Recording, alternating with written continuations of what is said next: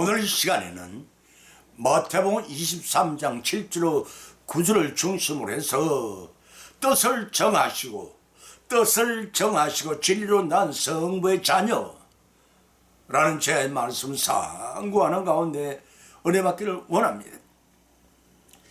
일본의 우찌무라 간조 목사는 동지와 형제에 대해서 이렇게 비력한 바 있습니다. 이대에 올리기 곧 사상을 함께하는 사람을 동지라고 합니다. 그렇지만 형제라고 결코 호칭하지 않습니다. 한 아버지를 가자면 형제 자매인 것입니다.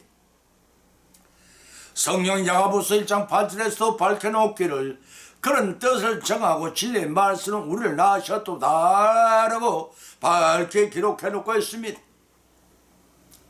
이 인용문의 말씀을 통해 영적 형제의 의미가 어떻게 대동하는지를 분명히 밝혀져 있습니다. 야고보는 일찍이 성령의 감동을 받아 이렇게 기록했습니다.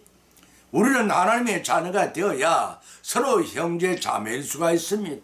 동지의 관계는 깊습니다. 그렇지만 형제 관계의 깊은 친밀감을 따르지 못합니다. 우리는 그리스도로 말미암아 하나님의 자녀가 되었고 권력보다 더 친밀한 관계를 맺게 된 것입니다. 그러기에 형제 자매 사이에 늘 아버지가 계시며 그리스도가 함께 하십니다. 우리는 하나님께 가까이 나아감을 통해 더욱 형제의 친밀한 우애를 나눌 수 있게 된다고 하였습니다. 그렇습니다. 우리는 주님을 영접한 이후 누구를 막론하고 모두 다 하나님 아버지라 부릅니다. 그렇게 호칭을 한다면 우리는 주님 안에서 모두 형제의 한 하나님의 자녀들입니다. 매년 12월은 묵은 해를 보낸 마지막 달입니다. 세월을 흘러 갈수록 나라는 개인 사정의 극도로 발달하여 이기주의만 팽배해지고 나밖에 모르는 불행한 세태로 추락해 가고 있습니다. 이대로 내버려둘 수는 없습니다. 그들도 하나님 안에서 형제들이기 때문입니다. 야고보서 1장 8절에서 그 뜻을 정하고 진리의 말씀 우리를 낳으셨다. 이 성경의 말씀을 통해서 하나님의 아버지라고 호칭한 영적 형제의 의미가 무엇인지 세 가지를 경우를 성경에 발췌하여 본문으로 삼았습니다. 그 첫째는 한 조상의 자손이라는 점입니다. 그 두 번째는 한 부모의 자식들이라는 점입니다. 세 번째는 한 하나님의 자녀들이라는 점입니다. 이상의 세 가지 말씀을 상고하는 가운데 성령님의 감동, 감화 역사하심에 힘입어 피차의 은혜를 받고 실천하시면 복을 받는 절단의 시간 되시기를 예수님의 이름으로 간절히 축원을 드립니다. 첫째는 한 조상의 자손들이라는 점입니다. 창세기 31장 53절로 54절을 찾아본 기록하기를 아브라함의 하나님, 나홀의 하나님, 그들 조상의 하나님이 우리 사이에 판단하옵소서 하며 야곱이 그의 아비 이삭의 경외하고 이름을 가르쳐 명사하고 야곱이 또 산에서 제사를 드리고 형제를 불러 떡을 먹이니 그들이 떡을 먹고 경야하고 라고 하였습니다. 선악과 범죄로 타락한 아담과 하와가 에덴 나원에서 축출당한 이후의 일입니다.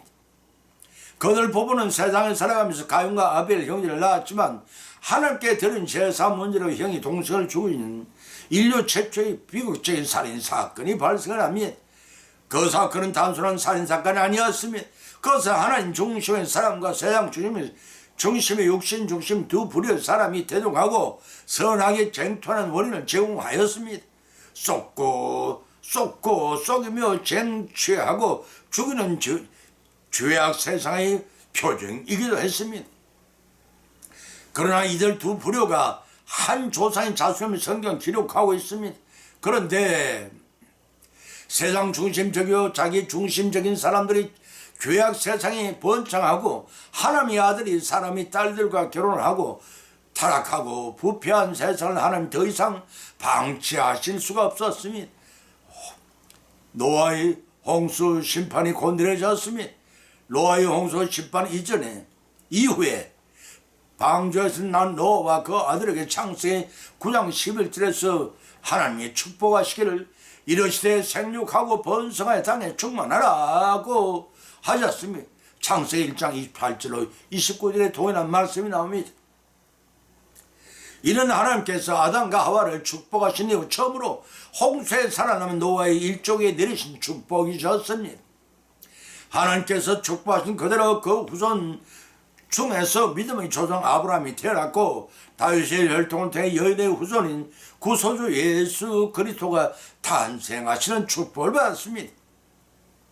마태복음 1장 17절의 기록을 통해서 알 수 있듯이 하나님의 시발점으로 하여 독생자 예수님을 구주로 보내신 족보를 통해 하나님이 인류의 사랑이 어떤 것인가를 깨달을 수가 있습니다. 모든 인류는 한 핏줄이요 모든 인류는 한 핏줄이요 하나님이 한 뿌리의 후손들임을 성경은 밝히 기록해 놓고 있습니다. 여기서 한이라는 한글의 표현은 의미는 크다는 뜻인 동시에 하나라는 의미입니다. 그 하나의 사상은 하나밖에 없는 주님 곧 천지 만물의 창조주여 절대 권세를 다하신 천상천하의 유일하신 하나님이라는 뜻으로 사용되었습니다. 한날 한시에 태어난 5 손가락의 모양이 각기 다르듯이 하나님 아버지의 형상을 담고 낳고 태어난 사람의 성품도 악인과 선의로 구별되어 각양각색입니다. 인간에게 자유를 의지를 주신 하나님의 뜻은 인간에게 자유 의지를 주신 하나님의 뜻은 선용하라는 의미였지만 악용하기를 결코 원치 않으셨습니다. 그런데 세상을 죄악 세상이라 호칭하는 현실을 만든 것은 인간 스스로의 원죄에 대한 자본죄의 결과라고 아니할 수가 없습니다. 한 우물에서 단물과 썰물을 낼 수 없는데 인간은 선과 악을 동시에 지니고 세상을 타락과 부패의 온산을 만들어가면서 죽어인 변한 것들로 자주 몰아가고 있습니다. 이대로 나가면 종근 인류가 자멸할 수밖에 없는 아두란치를 보란듯이 거리낌없이 자행하고 있습니다. 이런 비극적인 종말의 추이는 남의 이야기가 아닙니다. 혈육을 나눈 친형제 자매들이라면 여러분은 보고만 계시겠습니까? 내 이웃을 네 몸처럼 사랑하신 주님 말씀은 네 이웃이 곧 하나님께 독생자를 대속물로 죽이시고 살아내신 주 안에서 나의 형제이기 때문입니다. 그런 의미에서 하나님의 자녀들인 불신육 전류의 비극적인 종말을 방치하는 것은 은혜를 악으로 갚는 일이라고 아니할 수가 없습니다.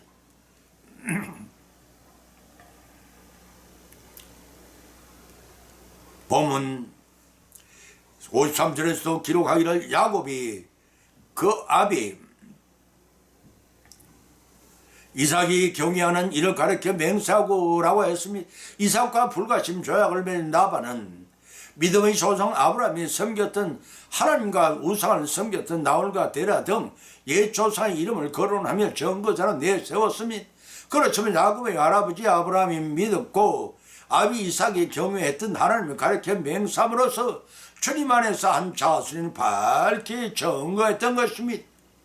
비록 라반의 추격대가 어제까지는 대적의 관계였지만 불가침 조약 이후부터는 야곱과 그 12형제는 하나님이 원하신 화평을 수락했던 것입니다. 갈 길은 서로 달랐지만 언제가 그날 주님 앞에 모두 서는 날 또다시 반갑게 만나게 될 것이기 때문에 우리만이 영생의 축복을 받고 그들에게 영벌의 심판을 받게 해서는 결코 안 됩니다. 그들도 하나님이 한 형제임을 깨닫고 죽음의 벼랑 그들을 치닫는 발길을 돌이키게 해야 합니다. 그 일이 우리 성도들 각자에게 맡기는 사역이요 그 길이 참 이웃사랑의 길인 것입니다.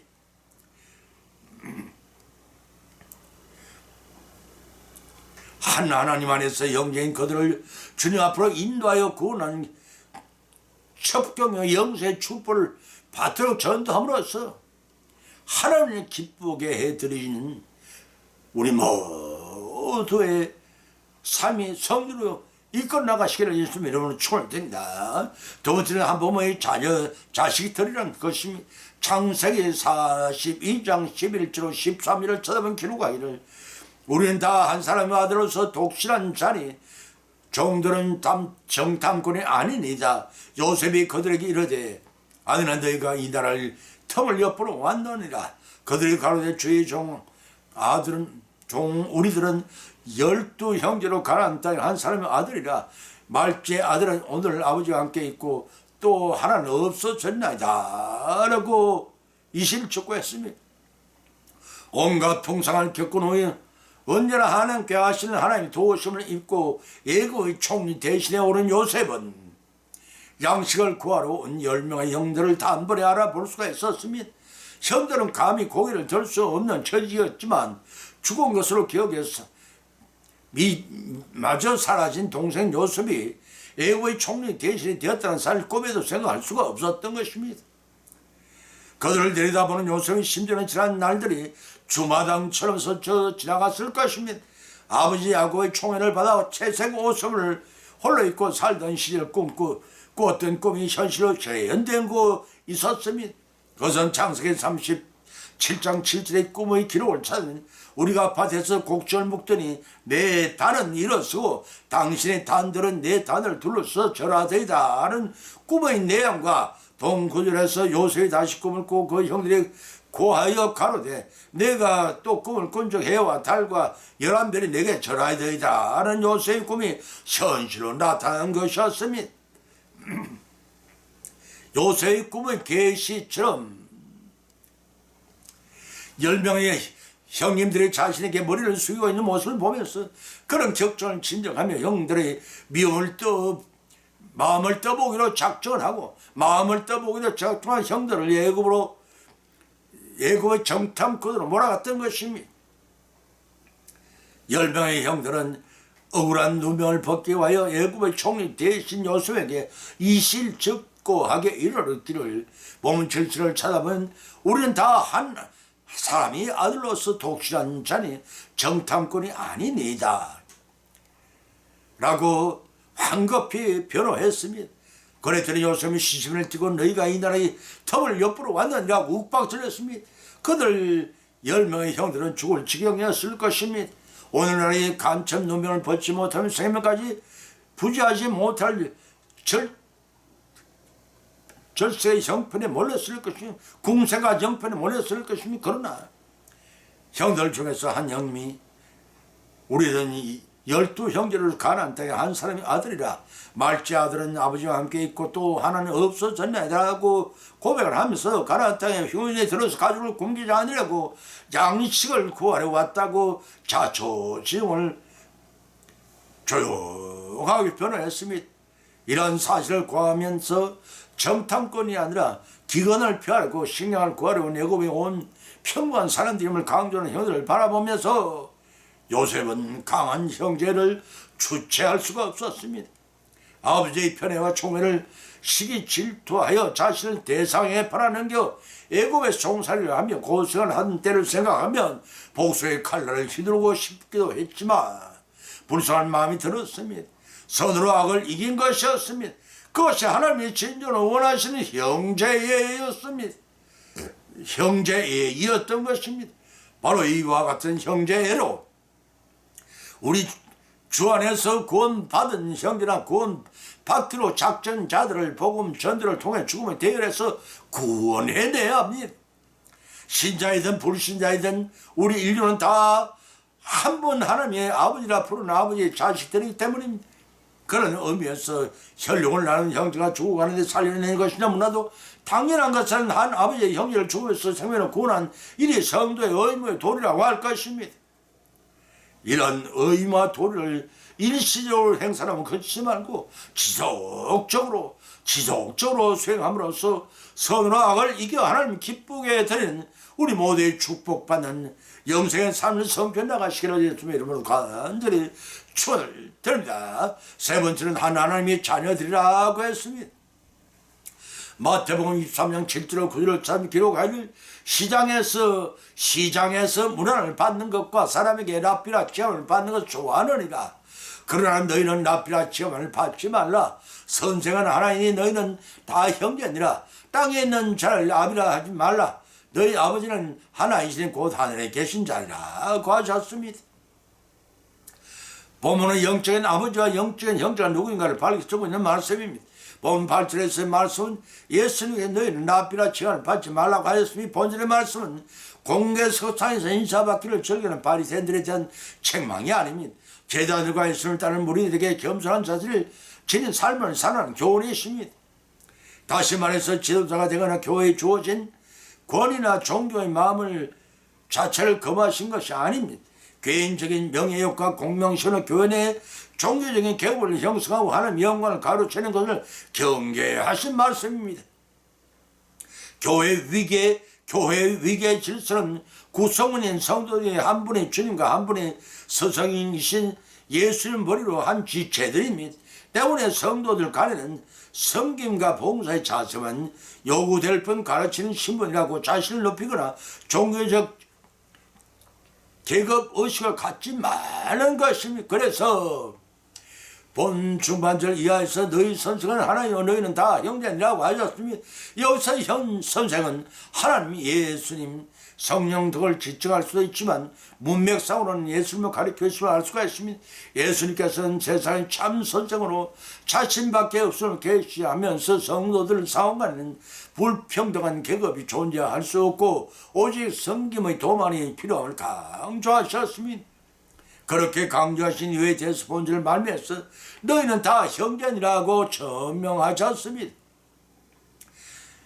이 말씀의 의미는 예수 그리스도를 한 스스로 모신 성도들이 다 같이 형제라는 사실을 교회 내 사역에 따라 직분을 나눌 수는 있어도 기천과 계급이 존재할 수 없음을 밝히신 것입니다. 형제는 능력과 인물에 따라 등급이 매겨질 수가 없습니다. 동시에 또한 한 부분이 다 같은 자식들로서 모두가 소중한 자녀들이 아닐 수가 없습니다. 이와 같이 하나님을 아버지라 호칭하는 성도들이 들도 한 하나님을 아버지를 모신 한 형제 자매들인 이상 모두가 소중하며 직업이나 빈부가 아닌 사랑으로 존경과 우애를 나누어야 마땅합니다. 이렇게 천명하신 예수님께 본절 9절에서 결론적으로 땅에 있는 자를 아버지라 하지 말라고 파격적인 말씀을 하셨으니, 당시의 유태인 사회에 있어서는 아버지는 권위의 상징이었기 때문에 아비라는 칭호는 비단 한 집안의 가정에서 뿐만 아니라 유명한 율법 선생의 선지자에게도 사용되었습니다. 열왕기하 2장 11절 6장 21절에 기록된 말씀. 그런데 본전에 예수님께서는 아비라 부르는 것을 금하셨습니다. 그것은 우리에게 사람들로부터 지극한 권위를 인정받고자 하는 마음을 갖지 못하는 역설적 말로 표현하신 것입니다. 왜냐하면 사람들이 어떠한 특별한 대상에게 아비라 부르면서 아첨하는 것을 방지하기 위한 것인 동시에 진정한 권위를 가지고 존경받을 실포는 오직 하나님 아버지 한 분뿐이심을 가르치기 위함이지 육신의 아비를 부정하는 말씀이 결코 아닙니다. 그래서 본절 말씀에서는 너희 아버지는 하늘에 계신 자신이라고 영적 정의를 내리신 것입니다. 다시 말해서 만천 아비들의 유일하신 아비로서 인류 존재의 근본이시며 만민들로부터 총론을 받으실 분은 한 하나님이 한 분뿐이심을 밝혀놓으신 것입니다.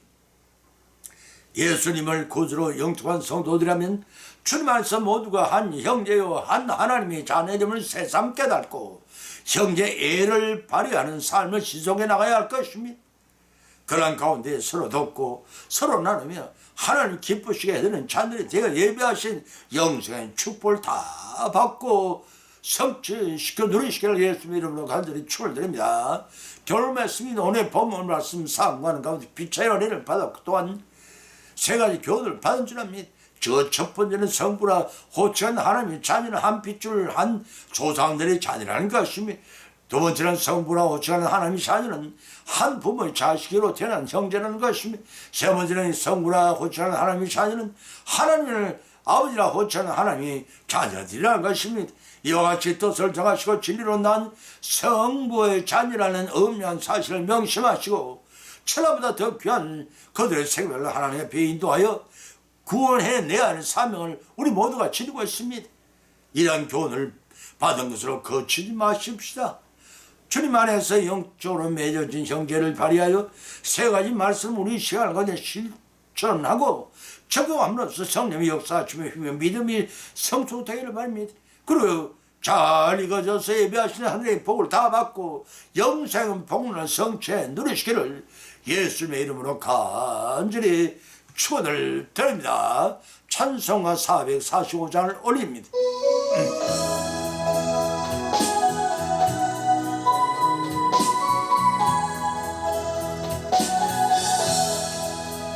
태산을 넘어 험곡에 가도 빛 가운데로 걸어가며 주께서 항상 지키시기로 약속한 말씀 변치 않네.